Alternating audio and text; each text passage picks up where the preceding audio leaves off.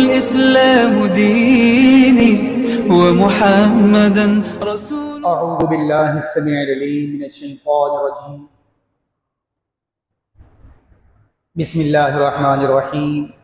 الحمد لله رب العالمين والصلاة والسلام على سيد الأنبياء والمرسلين.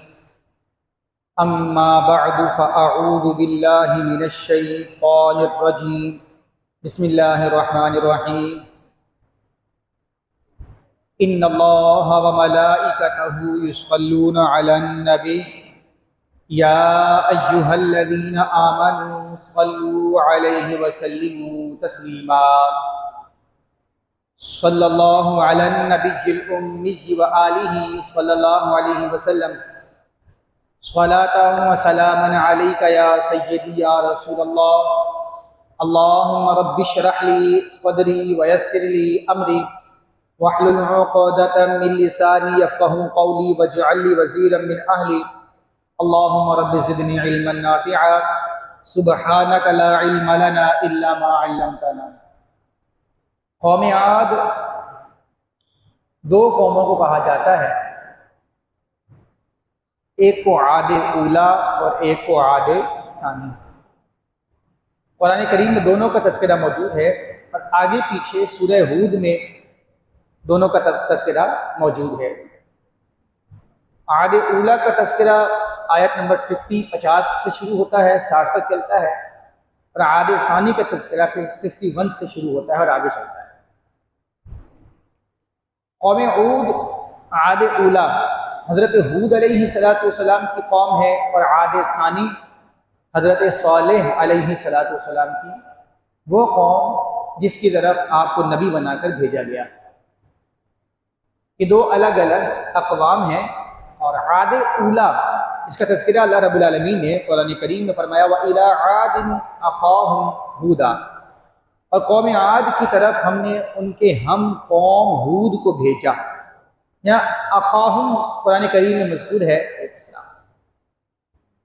وہ بھائی سے مراد حقیقی بھائی نہیں تھے، دینی بھائی نہیں تھے، بلکہ جو قوم میں ایک قوم میں پیدا ہونے والے لوگ ہوتے ہیں وہ آپس میں ایک دوسرے کے بھائی کہلاتے ہیں. تو ایک قوم میں پیدائش کی وجہ سے قرآن کریم نے حضرت ہود علیہ السلام کو اپنی قوم کا بھائی قرار دیا. فرمایا قال، حضرت ہود علیہ السلام نے اپنی قوم سے فرمایا یا قوم، اے میری قوم، اعبدوا اللہ، اللہ کی بندگی کرو. ما لکم من الہ غیرہ، جس کے علاوہ کوئی دوسرا الہ نہیں ہے. افلا تتقون، تو کیا تم مجھ سے ڈرتے نہیں ہو؟ یہاں اللہ رب العالمین نے سب سے پہلے تو حضرت ہود علیہ السلام کی قوم کا تذکرہ فرمایا کہ ہود علیہ السلام کی قوم کو عاد کہا جاتا ہے، جس کی طرف مبعوث کیا گیا وہ قوم عاد تھی. وَإِلَىٰ عَادٍ أَخَاهُمْ هُودًا، وہ قوم عاد تھی. دوسری بات کہ حضرت ہود علیہ السلام کس لیے تشریف لائے، اس کا بنیادی نقطہ، بنیادی پرپس، بنیادی مقصد آپ کی بعثت کا وہ قرآن کریم نے بیان فرمایا. یا قوم اعبدوا اللہ ما لکم من الہ غیرہ، اللہ کی توحید وحدانیت کو مانو. ما لکم من الہ غیرہ، جس کے سوا کوئی دوسرا الہ نہیں. وحدہ لا شریک ہے، جس کے سوا کوئی دوسرا معبود نہیں، جس کے سوا کوئی دوسرا الہ نہیں، جس کے سوا کوئی دوسرا خدا نہیں. حضرت ہود علیہ السلام کی قوم جھٹلانے والی قوم تھی. جیسے دیگر اقوام نے اپنے نبیوں کو جھٹلایا، ایسے ہی اس قوم نے بھی اپنے نبی کو جھٹلایا. قال الملأ الذین کفروا من قومہ، اس قوم کے کافر بولے انا لنراک فی سفاہہ، ہم تو آپ کو بے وقوفی میں سمجھتے ہیں. نعوذ باللہ من ذلک. پھر آگے اور گستاخی کی وَإِنَّا لَنَظُنُّكَ مِنَ الْكَاذِبِينَ، ہم تو آپ کو جھوٹوں میں سے شمار کرتے ہیں. یعنی ایک تو گستاخی یہ کہ ہم آپ کو بے وقوف سمجھتے ہیں، اور دوسری گستاخی یہ کہ ہم آپ کو جھوٹا سمجھتے ہیں. ان کی دعوت اعبدوا اللہ ما لکم من الہ غیرہ، جھوٹے خداؤں کو چھوڑ کر، باطل معبودوں کو چھوڑ کر الہ واحد کی طرف آ جاؤ، یہ ان کا پیغام. اور ان کا آگے سے جواب کہ انا لنراک فی سفاہہ، ہم تو آپ کو بیوقوف سمجھتے ہیں، وَإِنَّا لَنَظُنُّكَ مِنَ الْكَاذِبِينَ، ہم تو آپ کو جھوٹا سمجھتے ہیں۔ یہ جواب، پھر آگے سے جواب آ رہا ہے اللہ کے نبی علیہ الصلوۃ والسلام کا۔ وہ اینٹ کا جواب پتھر نہیں ہے، وہ گالی کا جواب گولی سے نہیں ہے، وہ بڑا میٹھا جواب ہے، انداز لہجہ بڑا میٹھا ہے۔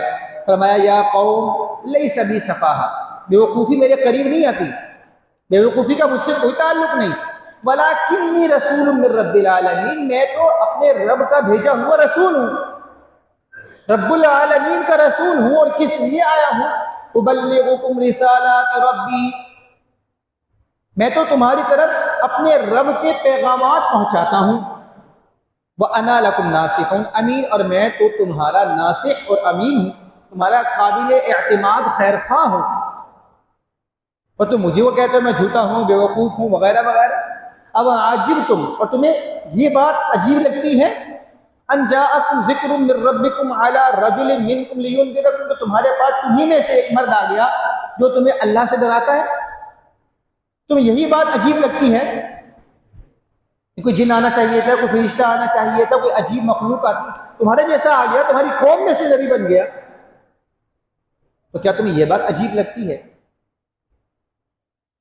پھر جواب دیا، بولے اجئتنا لنعبد اللہ وحدہ، کیا آپ اس لیے آئے ہیں کہ ہم ایک اللہ کی عبادت کرنے والے بن جائیں؟ وَنَذَرَ مَا كَانَ يَعْبُدُ آبَاؤُنَا، اپنے باپ دادا کے دین کو، ان کے بتوں کو، ان کے معبودوں کو چھوڑ دیں، اس لیے آئے ہیں آپ؟ فَأْتِنَا بِمَا تَعِدُنَا، حضرت ہود علیہ السلام انہیں معجزات دکھا چکے تھے، نشانیاں دکھا چکے تھے، اس کے باوجود کہا انہوں نے فَأْتِنَا بِمَا تَعِدُنَا إِن كُنتَ مِنَ الصَّادِقِينَ، جس کا آپ وعدہ کرتے ہیں نا ہم سے، وہ ہمارے لیے لے آؤ اگر آپ سچے ہیں۔ جس عذاب کا آپ تذکرہ کرتے ہیں، جو عذاب آپ بولتے رہتے ہیں کہ عذاب آئے گا، عذاب آئے گا، اللہ رب العالمین کی طرف سے پکڑ آ جائے گی، آپ لے آئیں وہ پکڑ، وہ عذاب لے آئیں، دیکھی جائے گی۔ حضرت ہود علیہ السلام نے پھر انہیں عذاب کی بشارت کی، اور فرمایا قد وقع علیکم من ربکم رجس، اب تمہارے اوپر تمہارے رب کا عذاب اور ناراضگی لازم ہو چکی ہے۔ اتجادلوننی فی اسماء سمیتموها انتم وآباؤکم، اور مجھ سے بحث جھگڑا اس لیے کرتے ہو، ان جھوٹے خداؤں کے بارے میں کرتے ہو جن کا نام بھی تم نے اور تمہارے باپ دادا نے رکھا ہے۔ ما انزل اللہ بہا من سلطان، اللہ نے ان کے لیے کوئی سند، کوئی دلیل بھی نازل نہیں فرمائی، ان کے خدا ہونے پر، ان کے معبود ہونے پر کوئی دلیل بھی نہیں ہے۔ فانتظروا انی معکم من المنتظرین، تم بھی انتظار کرو اور ہم بھی تمہارے ساتھ انتظار کرنے والے ہیں۔ اور یہ پتہ کیسی قوم تھی؟ ہم کہتے ہیں نا یار پرانے لوگ ہوں گے ایسی بس زندگی گزارتے ہوں گے عام لوگوں کی طرح، دقیانوس قسم کے ہوں گے، ترقی جو آج ہمیں حاصل ہے وہ ان کو کوئی حاصل ہوگی نہیں۔ مالک کریم جل و تعالی نے ان کی ترقی کا تذکرہ فرمایا، ارم ذات العماد، بلند و بالا محل میں رہا کرتے تھے، عالی شان مکانات میں رہا کرتے تھے، جسم کے اعتبار سے توانا تھے، سخت جسم تھا، طاقتور تھے، لمبے چوڑے تھے، اور ایسے اللاتی لم یخلق مثلها فی البلاد، جن کی مثل شہروں میں آج تک کوئی پیدا نہیں کیا گیا، ایسے لوگ تھے، اتنے طاقتور، اتنے توانا، ایسی عیاش زندگی گزارنے والے، ایسی عیش پرستی میں زندگی گزارنے والے، ایسے ترقی یافتہ لوگ، ایسی یہ کہہ لیں کہ ایسے گھر بنانے والے، ایسے محلات بنانے والے، ایسے مکانوں میں بسنے والے لوگ تھے یہ۔ لیکن پھر اللہ رب العالمین کا عذاب آیا، ابتدائی طور پر 3 سال کے لیے ان کے اوپر قحط نازل کیا، ان کے ہاں بچے پیدا نہیں ہوئے 3 سال کے لیے، جب قحط آیا تو اولاً حضرت ہود علیہ السلام نے ان سے فرمایا یا قوم استغفروا ربکم ثم توبوا الیہ یرسل السماء علیکم مدرارا ویمددکم باموال وبنین ویجعل لکم جنات ویجعل لکم انہارا، اے میری قوم اللہ کی بارگاہ میں استغفار کرو، توبہ کرو، وہ تمہارے اوپر برسات نازل فرمائے گا، تمہیں اولاد عطا فرمائے گا، تمہارے لیے نہریں جاری فرمائے گا، تمہارے لیے باغات بنائے گا۔ یہ باز نہیں آئے، انہوں نے حضرت ہود علیہ السلام سے عناد، بغض، تکبر، غرور کی بنا پر ان کی بات تسلیم نہ، ان کی بات نہ مانی۔ 3 سال تک قحط سالی میں مبتلا رہے۔ اس دور میں انداز یہ ہوتا تھا کہ جب اجتماعی عذاب آتا تو حرم شریف میں جا کر کچھ لوگ اپنی قوم کے لیے اس عذاب سے نجات کی دعائیں مانگا کرتے تھے۔ انہوں نے 3 افراد کا وفد بنا کر حرم شریف بھیج دیا۔ ان میں ایک حضرت ہود علیہ السلام پر چھپ کر ایمان لانے والے جناب مرثد بن سعد رضی اللہ تعالیٰ عنہ بھی تھے، جو چھپ کر ایمان لائے تھے۔ ان تینوں کو بھیج دیا کہ جاؤ، جا کر حرم شریف میں دعا کرو۔ یہ پہنچے، جب حرم شریف کے گرد پہنچے تو وہاں پر معاویہ نامی متولی تھے اس وقت۔ انہوں نے ان کی آؤ بھگت کی، جیسے پہلے مہمانوں کی مہمان نوازی کی جاتی تھی، انہوں نے بھی مہمان نوازی کی۔ ظاہر سی بات ہے اس وقت سارے ایماندار تو تھے نہیں، اچھا کھانا پینا، لونڈیاں پرووائڈ کرنا، شراب اور یوں کہنے کنیزیں، ناچنے گانے والیاں، وہ سب ان کو پرووائڈ کی گئی۔ اور یہ جب ان کو عیاشی ملی، اور جیسے ہمارے ہاں بھی بعض لوگ جب بھیک مانگنے جاتے ہیں دوسرے ملک، وہاں عیاشی ملتی ہے تو ملک کی پریشانی بھول جاتے ہیں، تو وہی بھول گئے۔ 1 مہینہ تک وہ عیاشی میں مبتلا رہے اور وہ پریشانی بھول گئے قوم کی، کہ ہماری قوم وہاں پر اجتماعی عذاب کا شکار ہے، ہماری قوم کے پاس کھانے پینے کو نہیں ہے، ہماری قوم کے ہاں بچے پیدا نہیں ہو رہے، ہم تو یہاں امداد مانگنے آئے تھے، اور ہم تو یہاں پر اللہ کی بارگاہ میں دعا مانگنے کے لیے آئے تھے، اور ہم یہیں پر عیش و عشرت میں مبتلا ہو گئے، انہیں یاد بھی نہ رہا۔ وہ تو میزبان کو خیال آیا یا یہ تو اپنی قوم کی حالت ہی بھول گئے، کچھ ایسا کرنا چاہیے جس سے انہیں ان کی قوم کی یاد آئے۔ پھر اس نے وہ جو گانے والیاں تھیں ان گانے والیوں سے کہا کہ ایسے گانے انہیں سناؤ، ایسے سانگز ان کو سناؤ جس سے انہیں اپنی قوم کی مصیبت یاد آئے۔ جب اس نے ان عورتوں نے 1 مہینے کے بعد ایسے سانگز، ایسے گانے گائے، تو پھر کہیں جا کر انہیں اپنی مصیبت، قوم کی مصیبت یاد آئی، پھر بھاگے حرم شریف کی طرف دعا مانگنے کے لیے۔ جب وہاں گئے تو پھر جناب مرثد نے انہیں کہا کہ میں ایمان لا چکا ہوں، وہی بات کہ توبہ کرو اللہ کی بارگاہ میں، استغفار کرو۔ تمہیں حضرت ہود علیہ السلام نے کہا تھا وحدہ، خدائے وحدہ لا شریک کو مانو، کسی معبود باطل کی جو عبادت ہے، بندگی ہے، اسے چھوڑ دو، پھر تم مصیبت سے بچو گے، پھر تمہیں مصیبت سے رہائی ملے گی، ورنہ رہائی ملنے والے نہیں ہے۔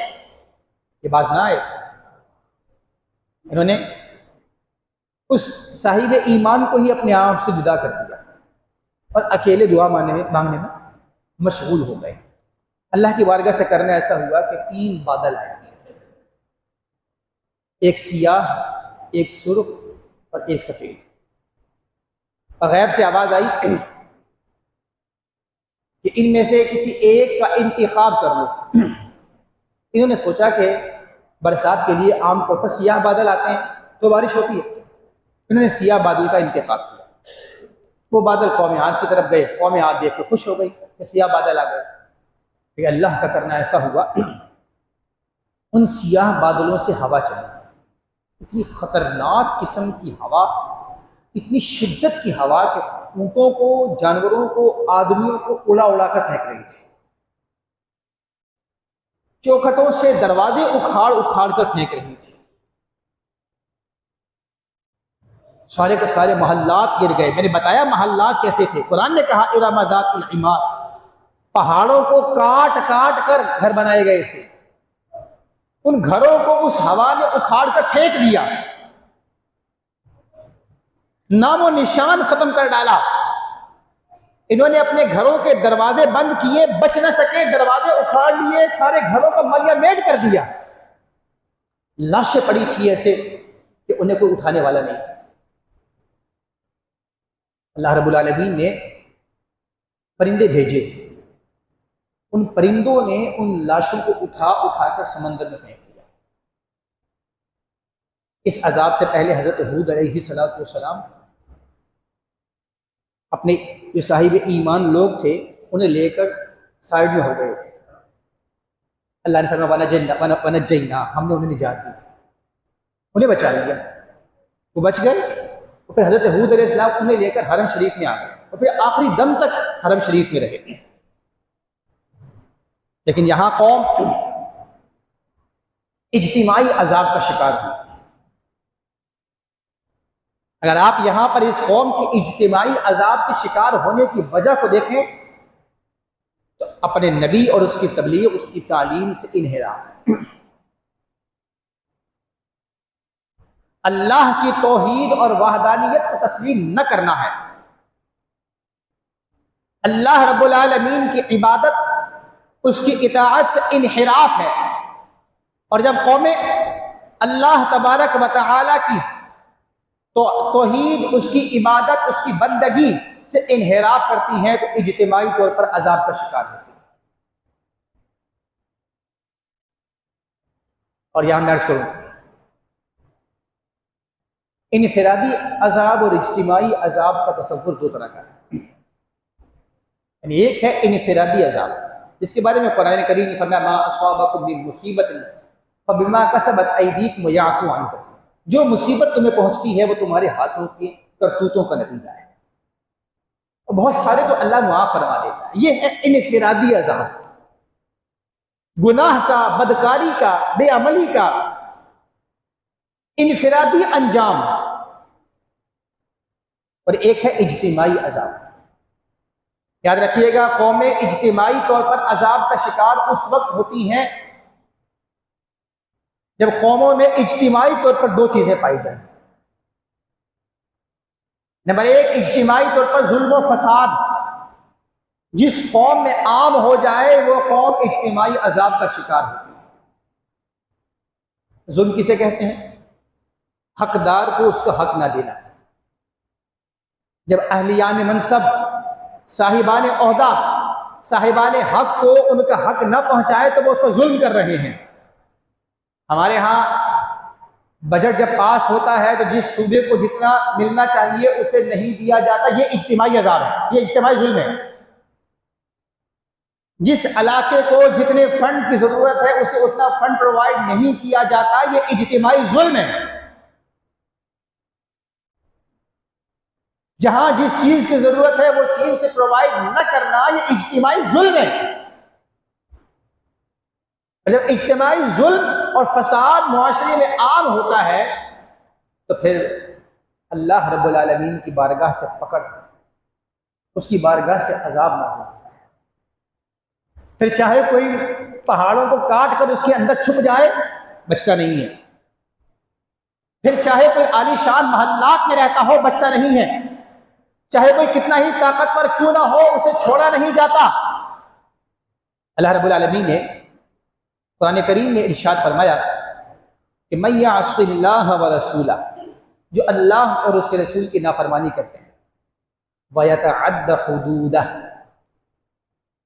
اور اس کی حدود سے تجاوز کرتے ہیں،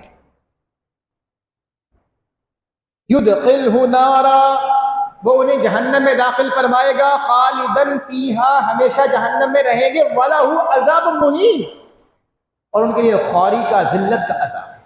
یہ الگ ہے، جہنم میں داخلہ الگ، وہاں کا ہمیشگی کا عذاب الگ، اور خواری کی زندگی الگ۔ ہمارے معاشرے میں اجتماعی طور پر سود عام کر کے لوگوں پہ ظلم کیا جاتا ہے۔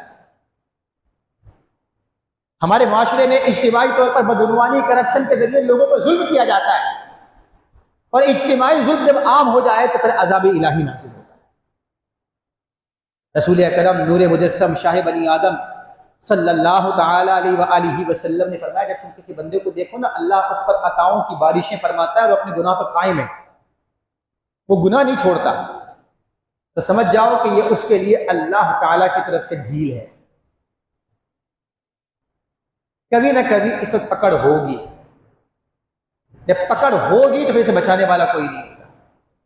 فرمایا پڑھو قرآن کریم، فَلَمَّا نَسُوا مَا ذُكِّرُوا بِهِ، پھر جب انہوں نے بھلا دیا ان نصیحتوں کو جو انہیں کی گئی تھی، فتحنا علیہم ابواب کل شیء، ہم نے ان پر ہر شے کا دروازہ کھول دیا، لو عیاشی کرو، لو انجوائے کرو، مزے کرو، حتی اذا فرحوا بما اوتوا، یہاں تک کہ یہ اللہ کی عطاؤں پر اترانے لگے، تکبر کرنے لگے، غرور میں مبتلا ہو گئے، چوڑے ہونے لگے، اسے اپنی ترقی کہنے لگے، اپنا کارنامہ سر انجام دینے لگے، اور میں اخذناہم بغتہ، اچانک انہیں پکڑ لیا، فَإِذَا هُمْ مُبْلِسُونَ، جب وہ اس میں مبتلا تھے اور چوڑے ہو رہے تھے، اچانک سے پکڑ لیا۔ آپ مجھے بتائیے 2005 کا زلزلہ، 2010 میں سیلاب، اس کے بعد جب ہمارے گھر میں پانی نہیں تھا، پھر تیز بارشیں، پھر سیلاب، پھر ڈینگی، پھر کووڈ، اب یہ سیلاب۔ آج سے چند مہینے پہلے تو ہم رونا رویا کرتے تھے پانی نہیں ہے، اور آج رو رہے ہیں رکتا نہیں ہے۔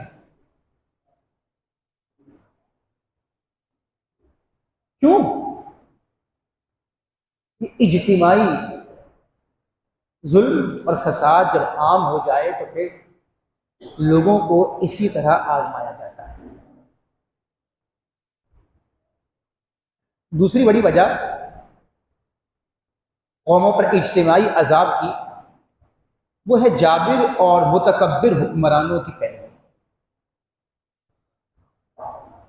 جب قوم جابر حکمران کی پیروی میں اندھی ہو جائے، ان کی اتباع کو اپنی زندگی کا مقصد سمجھے، وہ سرکش، وہ جاہل، وہ نافرمان جو قوم کو اللہ اور اس کے رسول سے دور لے کر جا رہا ہے، اس کی اتباع پیروی میں اندھی ہو جائے، ہر ناجائز کو جائز کہے، ہر حلال کو حرام کہے، حرام کو حلال کہے، پھر اس طرح کے اجتماعی عذاب نازل ہوا کرتے ہیں۔ قرآن کریم میں اللہ نے فرمایا وَتِلْكَ عَادٌ جَحَدُوا بِآيَاتِ رَبِّهِمْ، یہ قوم عاد ہے جنہوں نے اپنے رب کی آیاتوں کا انکار کیا، وَعَصَوْا رُسُلَهُ، اپنے رسولوں کی نافرمانی کی، وَاتَّبَعُوا أَمْرَ كُلِّ جَبَّارٍ عَنِيدٍ، اور ہر جابر متکبر دشمن حق کے حکم کی پیروی کی۔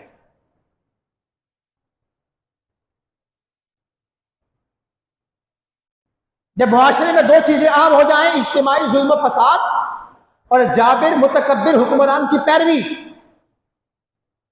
پھر اس طرح کے اجتماعی عذاب آیا کرتے ہیں۔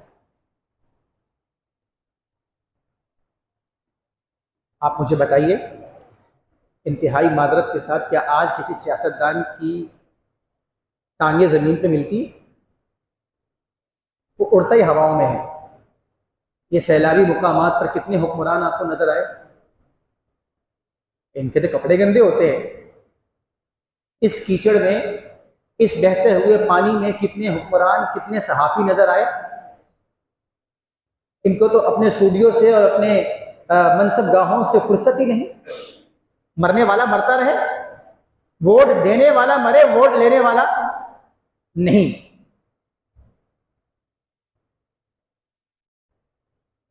لہذا جب ہم حالات کا مشاہدہ کرتے ہیں، آج کی یہ سیلابی صورتحال اور نہ رکنے والی بارشیں، تباہ کن صورتحال، یہ ہمیں دو چیزیں سکھاتی ہیں۔ ایک تو یہ کہ یہ اللہ کی بارگاہ سے انسان کو جھنجھوڑنا ہے، باز آ جا، کہ ہم دیکھتے ہیں ان علاقوں میں مسجد ویران ہے، نمازوں کا آتا پتہ نہیں ہے، زنا یہاں پر عام ہے، شراب نوشی یہاں پر عام ہے، اور کہنے دیجئے بہت سارے لوگ اپنا ایمان چھوڑ کر کفر کی طرف ڈائیورٹ ہو جاتے ہیں، چند پیسوں پر اپنا ایمان بیچ دیا جاتا ہے۔ اور دوسری خرابی وہ اجتماعی طور پر نظم و ضبط کرنا ہونا ہے۔ اب چاہے اسے بلا واسطہ عذاب الہی سمجھا جائے یا اجتماعی طور پر نظم و نسق کا نہ ہونا سمجھا جائے، دونوں صورتوں میں نتیجہ یہی نکلتا ہے کہ یہ ظالم جابر حکمران جو ہمارے اوپر مسلط ہیں، یہ ہماری اتباع کا نتیجہ ہے۔ ہم چونکہ ان کو فالو کرتے ہیں، ہم چونکہ انہیں اپنا رول ماڈل قرار دیتے ہیں، ہم چونکہ انہیں اپنا ہیرو مانتے ہیں، اور وہ کسی مصیبت میں ہمارے ساتھ نہیں ہیں۔ آپ 2005 سے لے کر 2022 تک کا ساری مصیبتوں والی صورتحال کا اندازہ کریں، مجھے بتائیں گورنمنٹ کہاں تھی؟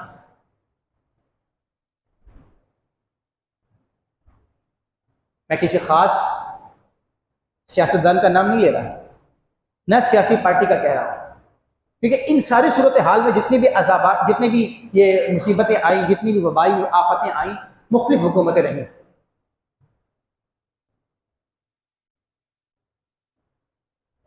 اور آج بھی ہم دیکھتے ہیں حضرت ہود علیہ السلام نے جب قوم قحط سالی کا شکار ہوئی، بچے پیدا ہونا بند ہو گئے، تو حضرت ہود علیہ السلام نے فرمایا یا قوم، اے میری قوم، استغفروا ربکم ثم توبوا الیہ یرسل السماء علیکم مدرارا، اپنے رب کی بارگاہ میں توبہ کرو، استغفار کرو، وہ تم پر موسلادھار بارش نازل فرمائے گا، وَيُمْدِدْكُمْ بِأَمْوَالٍ وَبَنِينَ، تمہاری مدد کرے گا مال اور اولاد کے ذریعے۔ آج کون سا سیاستدان ہے جب وہ میڈیا پر آ کر بات کرتا ہے تو پہلے لوگوں کو توجہ کرواتا ہے اللہ کی رحمت کی طرف؟ آؤ ہم بحیثیت قوم، بحیثیت امت، بحیثیت اجتماعی ملت، ہم پہلے اللہ کی بارگاہ میں اجتماعی طور پر توبہ استغفار کریں۔ آج ہر ایک کی تمنا ہے میں آ جاؤں تو مجھے دیکھو، میں آ جاؤں تو مجھے سنو، میرے جلسے میں آ جاؤ، میرا پروگرام دیکھو، مجھے واچ کرو، مجھے آبزرو کرو، مجھے فالو کرو، مجھے لائک کرو۔ لیکن کوئی یہ بھی کہتا ہے کہ مصیبت کا مقام ہے، آفت کا مقام ہے، اللہ کی بارگاہ میں رجوع کرو، اس کی بارگاہ میں جھکو، سجدہ ریز ہو جاؤ۔ اور اجتماعی طور پر کون ہے جو اس مصیبت سے نکلنے کے لیے اقدامات کر رہا ہے؟ جب اس طرح کی سیلابی صورتحال آتی ہے تو ہم دیکھتے ہیں کس کی طرف، سیلانی کی طرف اور دیگر اس طرح کے ویلفیئر اداروں کی طرف۔ بھائی اب تم نمٹو، یعنی ووٹ ہم لیں گے، ملک ہم چلائیں گے، میڈیا پر آ کر بریفنگ ہم دیں گے، اور چلائے مصیبت سمٹے گا کون؟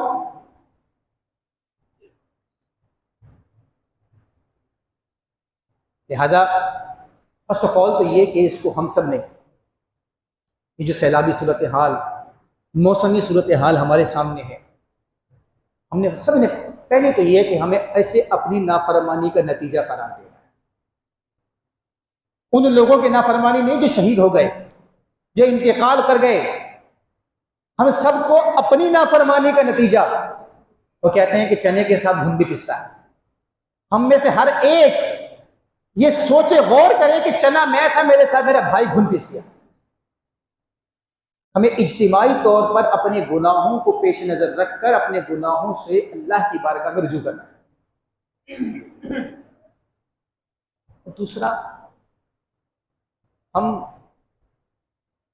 اس طرح کے لوگوں کو جب منتخب کرنے کا وقت آئے، جب یہ پرچی ڈالنے کی باری آئے، آنکھیں کھول کر،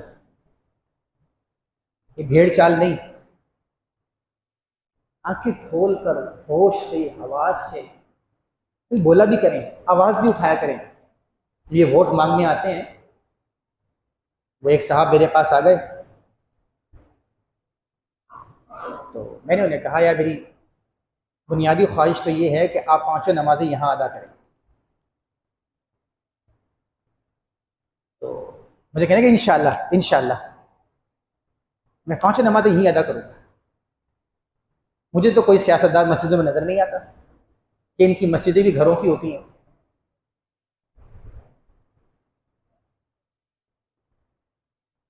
تو کبھی ووٹ لینے آئے تو اس سے کچھ کہا بھی کریں، کچھ پوچھا بھی کریں۔ تو ایک صاحب نے مجھے کسی انتظامی امور میں شامل کر لیا، تو میں نے ان سے گزارش کی، میں نے کہا بھائی آپ یہ بتائیے کہ ابھی تو آپ بڑے ایکٹیو ہیں کہ ووٹنگ کا مرحلہ قریب ہے، ابھی جو ہے وہ الیکشن آنے والے ہیں اور آپ کام بھی بڑے تیزی سے کروا رہے ہیں، مجھے یہ بتائیے اتنی ہی تیزی سے جب آپ جیت جائیں گے جواب دیں گے؟ یہ گروپ جو آپ نے تشکیل دیا ہے یہ اتنی تیزی کے ساتھ چلے گا؟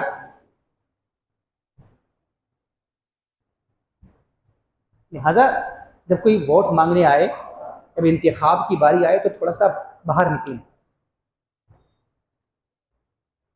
ہوش میں رہ کر کراس کوشچن کیا کریں. یہ بتاؤ پہلے 5 سال کہاں تھے؟ جب ہماری گلیوں میں پانی نہیں آ رہا تھا، ہمارے ہاں بارش کے موقع پر سیوریج کا مسئلہ تھا، تم اس وقت کہاں تھے؟ آج تمہیں ووٹ کی ضرورت ہے، تم ہمارے علاقے میں آ گئے، جب ووٹ لے لیا تھا، جیت گئے تھے، 5 سالوں میں کہاں تھے؟ یہ سوال کرنا چاہیے، یہ ہمارا حق ہے. اور جب ہم نہیں کرتے، بس نعرے لگا رہے ہیں، پیچھے بھاگ رہے ہیں. وہ سیاست دان بیٹھا ہے اپنے محل میں، اپنے ڈیفینس میں، ڈی ایچ اے میں یا دیگر مقامات پر. بعض تو کراچی میں ہوتے ہی نہیں، رہتے اسلام آباد میں ہے. جیتنے کے بعد کراچی سے جیتنے والا رہتا ہی اسلام آباد میں ہے، اور ہم یہاں اس کے لیے پاگل ہوئے جا رہے ہیں، تولے ہوئے جا رہے ہیں. یہ گھوم رہے ہیں اٹھا اٹھا کے، بچہ بچہ، اچھا اس کو مکہ مار، اسے لات مار، اسے گھوسا مار، اسے مار دیا، اس سے لڑائی کی، اس سے پنگا لے لیا. بھائی اللہ کے بندے، جس کے چکر میں لڑ رہے ہو وہ یہاں پہ ہے ہی نہیں. یہ جو اجتماعی خرابیاں ہوتی ہیں، یہ اجتماعی خرابیاں ہمارے بھی انتخاب کا نتیجہ ہے.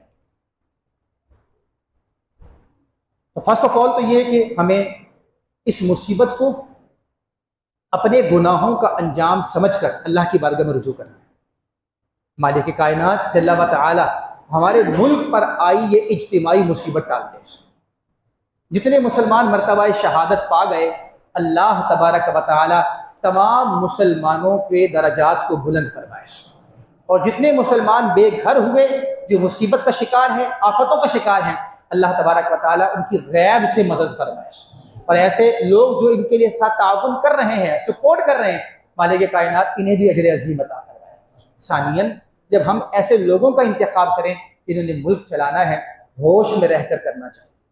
تھوڑا سا ہوش میں رہ کر، ذرا آنکھیں کھول کر اپنے قریب کے لوگوں کو ان سے کراس کوشچن کرنے کے بعد، ان سے کچھ وعدے لینے کے بعد، کہاں ملیں گے، کون سا نمبر ہوگا، کس جگہ پہ آپ سے رابطہ کیا جا سکتا ہے، یہ ساری چیزیں دیکھنے کے بعد پھر اس طرح کے میدان میں کود کر ایسے شخص کا انتخاب کرنا چاہیے. تبھی یہ حالات ٹھیک ہو سکتے ہیں.